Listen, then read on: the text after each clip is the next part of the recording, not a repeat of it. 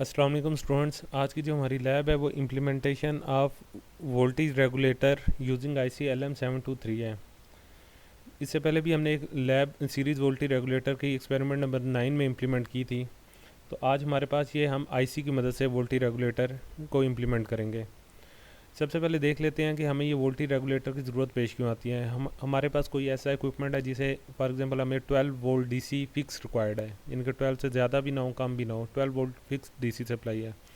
अगर आप voltage regulator के अलावा आप लाइक एक AC लाइन वोल्टेज है 220, उसे स्टेप डाउन ट्रांसफार्मर लगा के उसके आगे रेक्टिफायर का सर्किट लगा के फ़िल्टर लगा के 12 वोल्ट DC बना लेते हैं।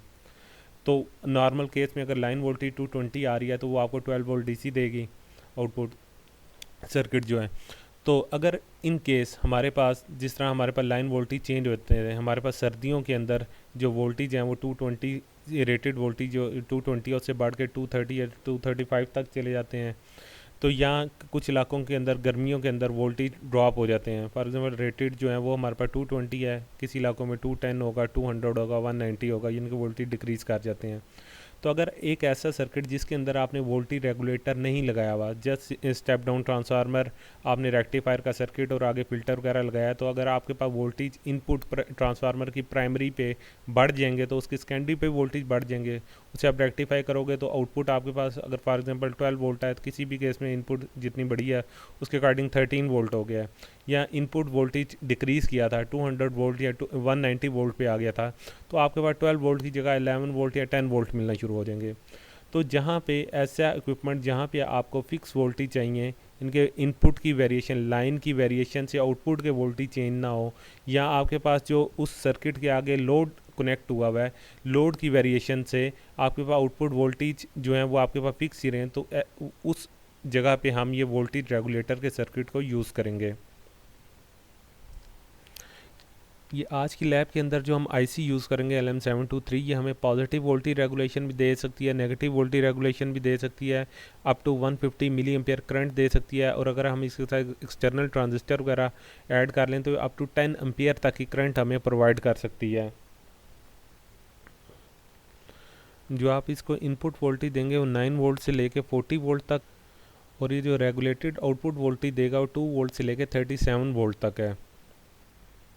अब हम इस आईसी की अब हम इस आईसी की इंटरनल डायग्राम की तरफ आते हैं। इस डायग्राम को हम चार मेन पार्ट्स के अंदर डिवाइड करते हैं। एक voltage reference amplifier, voltage amplifier ये रेफरेंस एम्पलीफायर जीनर डायोड जो करंट सोर्स है इसे मिलके बनता है।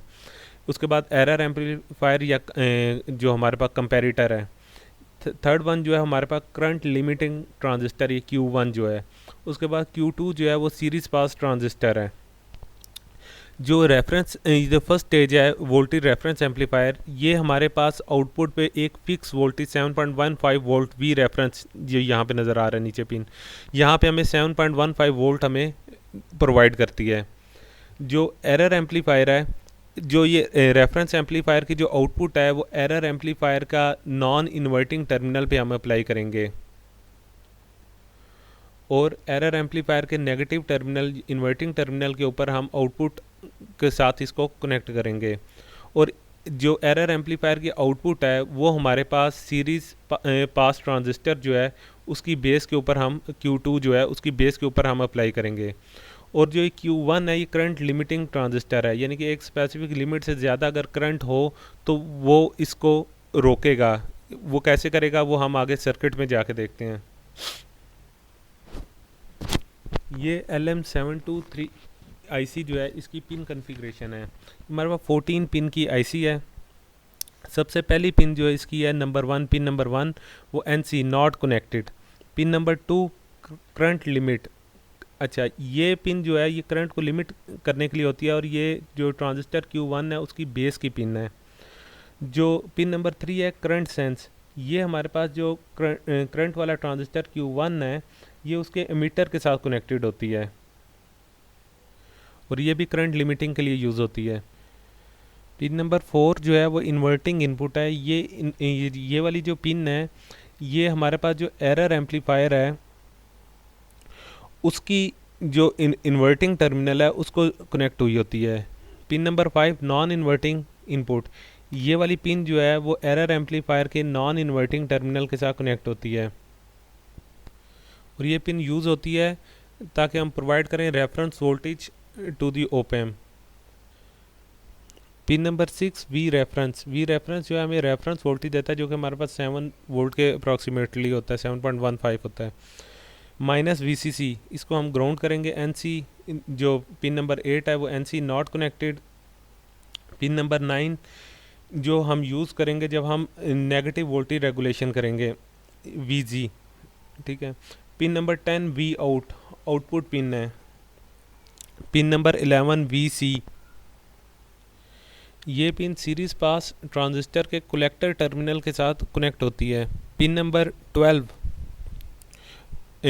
V plus, positive supply of the IC।